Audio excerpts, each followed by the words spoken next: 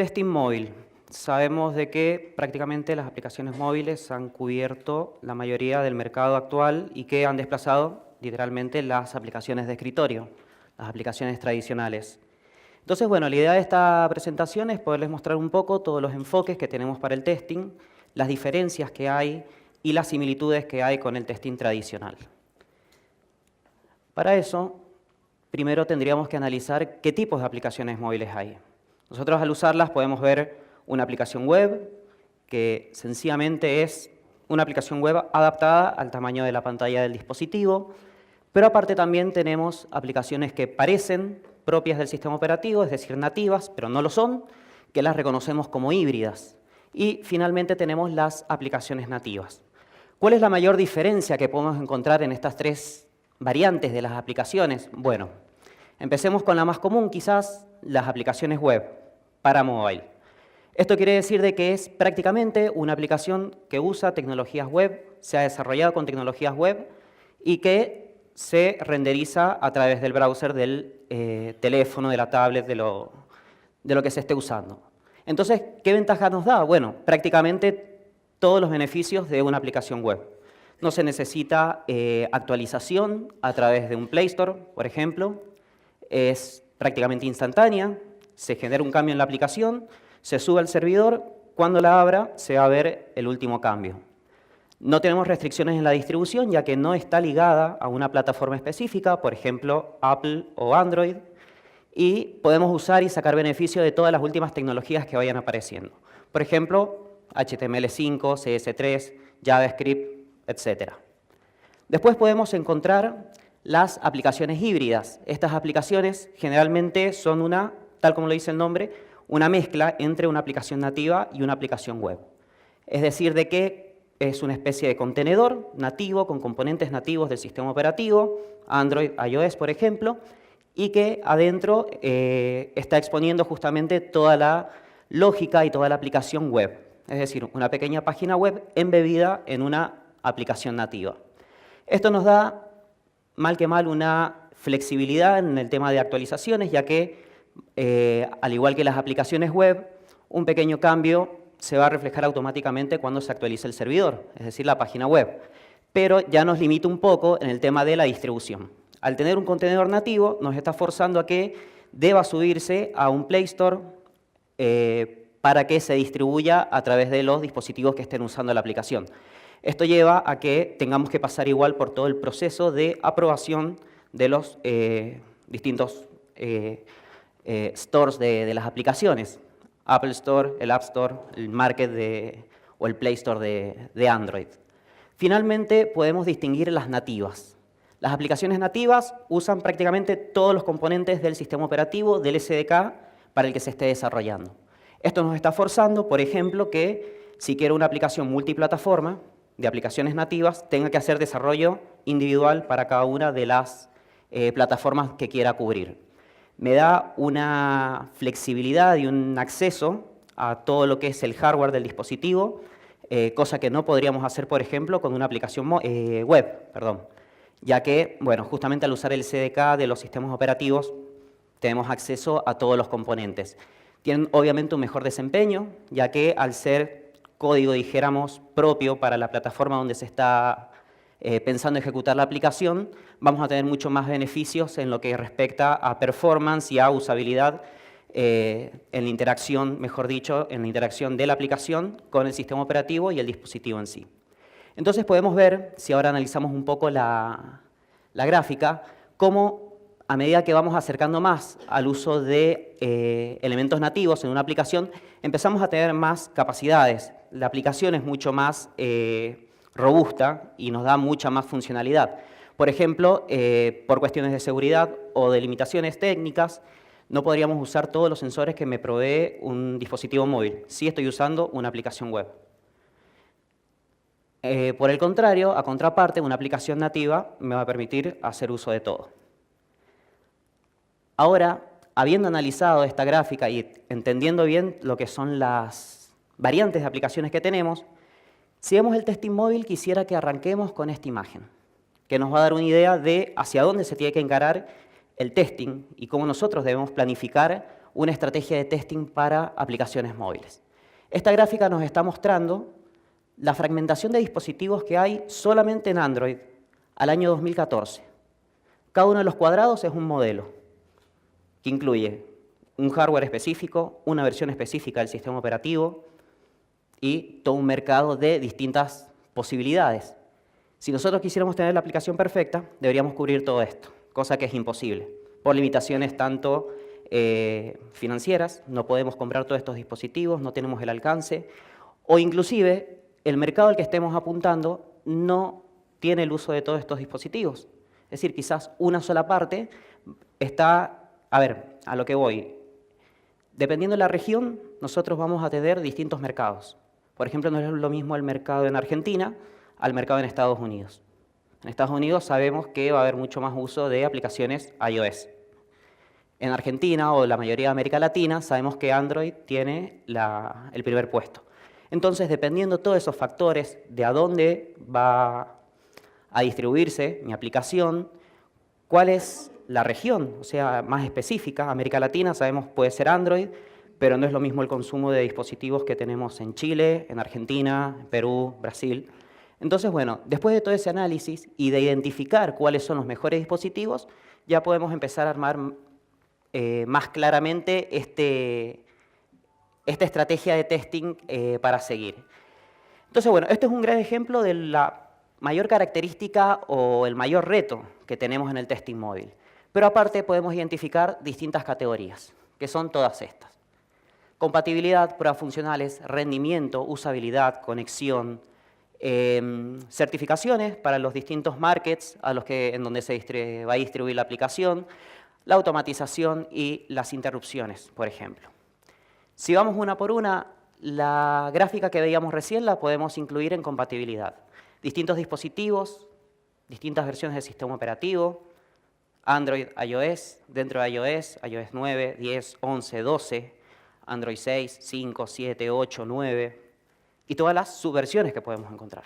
Sabemos que tenemos Android 4.1, 4.2, 4.4 y así sucesivamente con las otras versiones. Entonces, se nos presenta el reto de que es un abanico muy grande de dispositivos donde tenemos que asegurarnos que la misma aplicación va a estar funcionando. También se nos presenta el tamaño de las pantallas, la resolución, la profundidad. No es lo mismo testear una aplicación, por ejemplo web, en un dispositivo de 3x2 a un iPhone 6 Plus que tiene retina. La profundidad de la pantalla en sí, de la resolución, es mucho mayor en iOS. Entonces, acá les doy un ejemplo. Supongamos una aplicación web pequeña que cargue imágenes. Si pruebo solamente en un dispositivo de baja resolución, la imagen se va a ver bien, o voy a ver algunos pequeños detalles de pixelado o algo así que puedo asociarlos con la resolución baja que tiene el dispositivo. Ahora, esa misma aplicación la cargo en un teléfono con retina de iOS. La imagen se puede ver totalmente deformada, borrosa, o inclusive, si cargo esa misma aplicación en una tablet, puede que mi servidor que tiene la imagen sea una imagen chica, supongamos 240 por 360. La cargo en un iPad, retina, con una resolución, una pantalla mucho mayor. Si mi imagen es chiquita, en el iPad se va a ver o estirada o me va a quedar chiquita en el medio con todo un espacio vacío en el fondo. Afecta directamente a la usabilidad de la aplicación si se corre desde dispositivos con pantallas grandes. Entonces son todas estas combinaciones que tenemos que ver para determinar la compatibilidad de mi aplicación en distintas versiones del sistema operativo, distintas resoluciones de pantalla, distintas profundidades, etc. Después, si pasamos un poquito abajo, tenemos lo que son las pruebas funcionales. Muy similar a lo que ya conocemos. Pruebas funcionales de cómo me carga una pantalla, cuál es si aprieta un botón, qué sigue. Reglas de negocio, casos de uso que podemos llevar. Pero, obviamente, no debemos dejarlo de lado. Que tengamos una parte en común con el testing general no quiere decir de que lo dejemos de lado, ya que tenemos todo un abanico de opciones específicas para dispositivos móviles. Aparte, bueno, rendimiento. Y antes de seguir acá, hacer una aclaración. Podemos tener zonas grises entre estas categorías. No es de que la prueba de rendimiento se va a basar solo en el hardware y va a ser solamente para eso. Mi prueba de rendimiento también puede tener alguna relación con las interrupciones, por ejemplo, con una batería baja. Entonces, tenemos que aclarar y tener en cuenta que, si bien son distintas categorías que podemos encontrar, pueden haber zonas grises o relaciones entre ellas. Por ejemplo, la usabilidad con la compatibilidad. Si tengo una mala compatibilidad, por ejemplo, en el ejemplo que les daba de la imagen en el iPad, o en el caso contrario, una imagen muy grande en una pantalla muy chica, es un problema de compatibilidad, pero a la vez me afecta la usabilidad de la aplicación. Ahora, bueno, ya si seguimos con la idea de las pruebas de rendimiento, sabemos que tenemos distintos dispositivos con distintos hardware. No es lo mismo un Samsung S8 a un S3. Mi aplicación debe correr en ambos. Si yo decidí que corre en ambos dispositivos, las pruebas de rendimiento son necesarias. Tener un baseline, una idea base, un mínimo de rendimiento que voy a considerar permitido para que mi aplicación salga al mercado. Y esto en realidad no es solamente decir porque tiene más memoria RAM, mejor procesador o no. También se nos presenta ahí, podemos encontrar el rendimiento de la aplicación con la batería. Por ejemplo, una aplicación que yo siempre la estoy probando en un emulador o en un dispositivo que está siempre conectado a la corriente, claro, siempre va a tener mucha batería, la aplicación anda bien. Pero ¿qué pasa si mi teléfono hace el salto y pasa de tener 16%, por ejemplo, a 14%? Por ejemplo, en Android automáticamente entra el modo ahorro de energía. Ese ahorro de energía conlleva una reducción en la performance del hardware del dispositivo, lo que nos puede llevar a que la aplicación empiece a funcionar mal. Aplicaciones que tienen, por ejemplo, streaming permanente o que usan localización permanente, mayor consumo de hardware, se lo está forzando más. Eso lleva a la temperatura. Obviamente, ¿cuántos han estado usando el teléfono en la ruta, por ejemplo, siguiendo el GPS? Se dan cuenta que el teléfono calienta, levanta temperatura. Esa temperatura, por propia seguridad del hardware, va a llevar que en algún momento, después de pasar un punto, el mismo hardware, el mismo procesador empiece a bajar su performance. Obviamente para que baje la temperatura y no se produzca ningún daño. Esa baja en la performance puede afectar la aplicación. Entonces son todas cosas que tenemos que considerar y no es enfocarse a decir todo mi testing, toda mi estrategia de testing va a ir enfocada a eso. Son puntos que tenemos que considerar y al menos probar la aplicación una vez con estos casos para que aseguremos una situación mucho más similar al mercado real. Es un error por ahí muy común de que nos enfoquemos mucho en las pruebas funcionales. Estas pruebas funcionales nos van a llevar de que por regla de negocio mi aplicación anda perfecta. Pero ¿qué pasa cuando esa aplicación pasa al teléfono de un usuario que va caminando, que deja el teléfono bajo el sol, que, por ejemplo, tiene activados sensores, está recibiendo llamadas permanentemente? Bueno, todo eso va a afectar a la aplicación. Entonces debemos pensarlo también al momento de realizar el testing. Ahora pasemos a las pruebas de usabilidad. Si vemos las pruebas de usabilidad, accesibilidad y conexión, hacen referencia a la experiencia de usuario. Tamaños de pantalla, elementos que se solapan o elementos que desaparecen, no puedo completar un flujo. Entonces, tenemos que también considerar la usabilidad ayudados de las opciones anteriores. Conexión, obviamente, en una oficina, mientras estamos testeando la aplicación, estoy conectado siempre al Wi-Fi. Pero ¿qué pasa? El usuario real sale, no está con Wi-Fi permanente, está con 3G, pasa a 2G, pasa a 4G, y todos esos saltos, si es una aplicación que está teniendo interacción con un servidor, va a llevar que en un momento quede sin señal o cambie de antena, o llega un punto que directamente perdió toda la señal y no consigue otra antena con la cual conectarse. ¿Qué pasa con la aplicación? Empieza a usar alguna caché, por ejemplo, detiene los pedidos que está haciendo el servidor o los sigue haciendo permanentemente o los acumula en una cola y cuando conectó de nuevo largó todo al servidor. Bueno, todo eso. Y eso puede llevar también a las pruebas de rendimiento. Una baja performance por mal manejo de lo que son los saltos en la velocidad de conexión o la conexión a Internet en sí. Las interrupciones también, podemos mencionarlas. Mi aplicación está funcionando, haciendo streaming algo, me llega una llamada, ¿qué pasa? Son muchos puntos en las interrupciones que debemos considerar. Notificaciones, llamadas, una alarma, etc. Entonces, es necesario que también, al momento de testear una aplicación móvil, tengamos en cuenta hacer interrupciones de este tipo. Emuladores dan la posibilidad de hacerlo. Por ejemplo, el mismo emulador de Android, del SDK de Android, nos da la posibilidad que podamos generar todas estas interrupciones.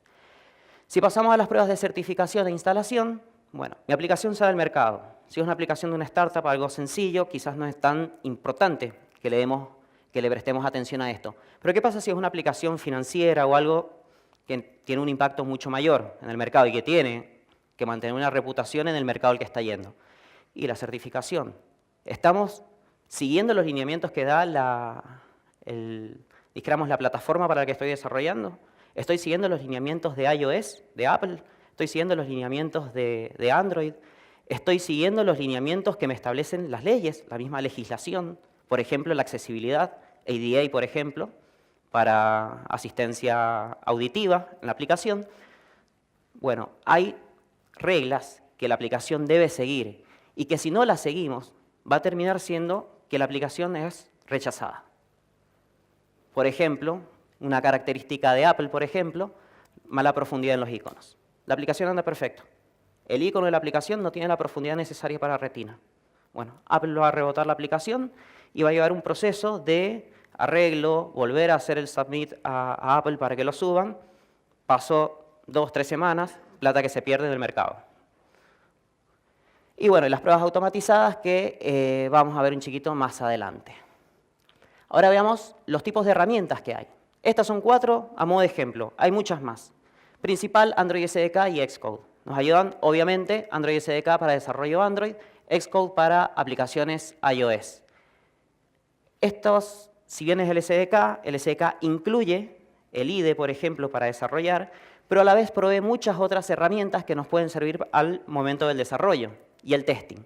Por ejemplo, herramientas de monitoreo, herramientas para probar performance, herramientas de emulación, simulación. Después, por ejemplo, tenemos New Relic o TestFlight.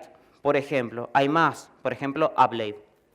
New Relic, por ejemplo, nos sirve para aplicaciones móviles que están en el mercado ya están siendo usadas, y nos permite capturar métricas, analizar cómo la aplicación está funcionando, qué problemas hay, cuáles son las estadísticas de uso, las tendencias, y nos permiten ayudar, o sea, nos ayudan a poder enfocar nuestro mercado, identificar potenciales errores, problemas de diseño en la aplicación, por ejemplo, cómo se hacen los flujos, un usuario usa la aplicación, se confundió o no era lo bastante clara la aplicación, la UI, cerró el flujo, nunca se terminó, puede significar pérdidas para mi empresa, para mi aplicación. Entonces esto nos ayuda un poco a poder definir cuáles son los próximos pasos en el diseño y la evolución de la aplicación móvil. Y si no, por ejemplo, bueno, TestFlight, que es una herramienta más que nada, o sea, prácticamente para iOS, que nos permite el uso de dispositivos en la nube, dijéramos, sin tenerlos a nuestro alcance. También podemos usarlos para testing, para levantar e instalar aplicaciones en dispositivos remotos, dijéramos, que no tenemos a nuestro alcance. Muy importante, simuladores y emuladores. Todos sabemos que no son lo mismo y son muy útiles al momento del testing y el desarrollo de aplicaciones móviles. Podemos simular o emular un dispositivo real. No son lo mismo, ya que el simulador, es una representación básica de lo que haría el sistema operativo en sí, pero no usa ninguna virtualización o algo que me permita tener una semejanza mucho más cercana al dispositivo real. Por otro lado, el emulador me permite generar una máquina virtual, usar el mismo bytecode de Android, poder generar interrupciones, todo tal como si fuera un dispositivo real, pero no lo es. Tenemos, bueno, opciones open source, opciones pagas, y, bueno, como dije recién, no reemplazan un dispositivo real. Y es muy importante al momento del testing. No podemos certificar, si es posible, no podemos certificar una funcionalidad o una aplicación solamente habiéndola testeado en un emulador, menos un simulador que sabemos que es una copia muy simple de lo que es el dispositivo real. Y bueno, y ahora en herramientas, pero ya enfocándonos un poco en lo que es la automatización, obviamente sabemos la automatización sirve para lo mismo que la automatización de una aplicación estándar, es sencillamente reducir el tiempo de las pruebas repetitivas que vamos a estar realizando, pero vale aclarar que solamente podemos enfocar la automatización en las pruebas funcionales. Pruebas de interrupción en mi aplicación por una notificación que entró, pruebas de performance, todo eso no lo podríamos automatizar con las herramientas directamente que existen para automatizar aplicaciones móviles. Tiene algunas diferencias, obviamente, con lo que es la automatización estándar y tenemos, bueno, muchas herramientas y tecnologías disponibles, pagas, open source, para hacer esto. La automatización la podemos enfocar en cuatro tipos de cómo podemos acceder a los elementos. Esto no quiere decir de que una herramienta solamente haga uno o el otro. Podemos tener combinaciones. Y esto es algo muy importante que tenemos que seguir al momento de diseñar nuestra estrategia de automatización. Podemos reconocer imágenes, podemos usar OCR, podemos reconocer elementos web o reconocer los elementos nativos. Dependiendo, mi estrategia es Android, es iOS, es una aplicación nativa, es una aplicación web, voy a ir eligiendo cuál de estas opciones me sirve. Por ejemplo, si son aplicaciones nativas, sabemos que iOS y Android no son lo mismo. Los diseños, los lineamientos establecidos para una UI cambian. Entonces no podría basarme solamente en decir tengo una imagen de referencia y mi script automatizado compara contra esa imagen, porque obviamente no lo podría hacer multiplataforma.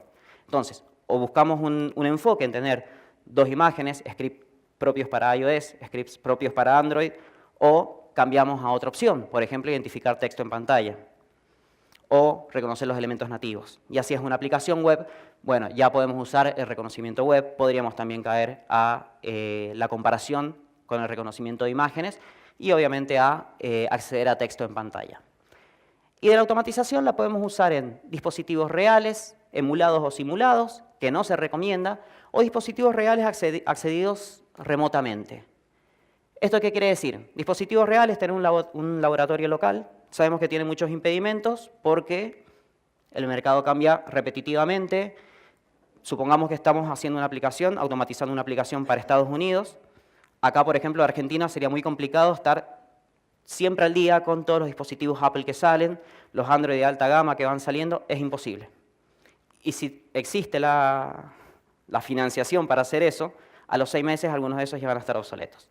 Entonces no tiene sentido.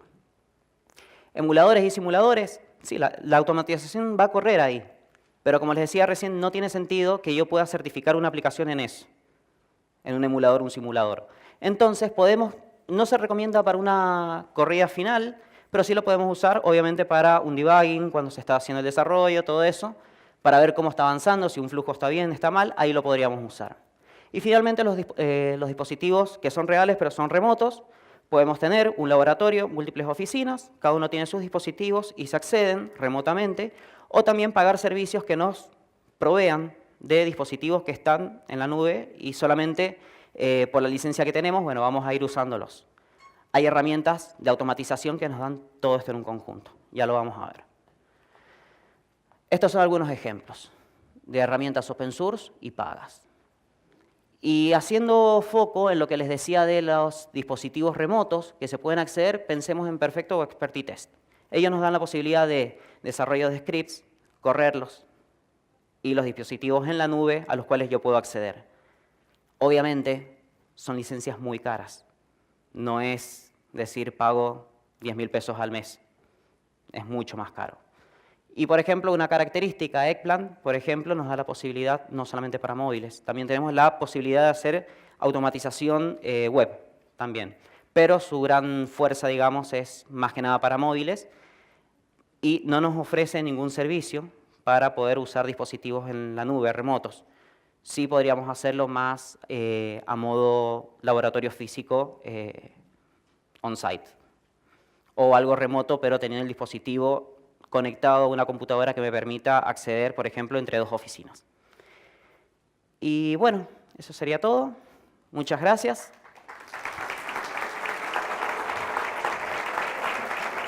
Bueno, aquí tengo una de las preguntas que dicen, cuando se realiza el testing de una aplicación móvil, ¿hasta qué punto deben tener en cuenta dispositivos de versiones de software antiguas o modelos de hardware un poco más viejos? ¿Hasta qué versiones se trabaja actualmente? Depende muchas veces del SDK con el que se esté desarrollando. Por ejemplo, Android, tenemos un SDK que se va actualizando, que va dando soporte a versiones más nuevas. Y en algún momento se produce un cambio en el que ya se quita soporte. No me acuerdo exactamente, pero creo que fue el SDK 28, 27, por ahí de Android, que cortó soporte con 4.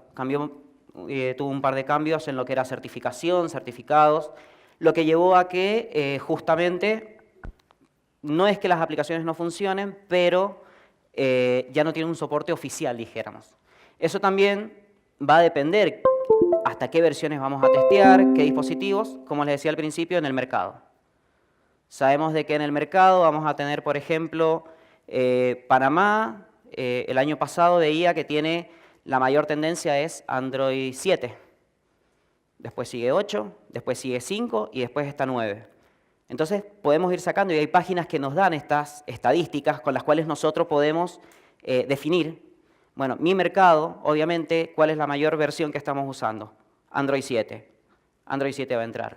¿Cuáles son los dispositivos que más se están usando?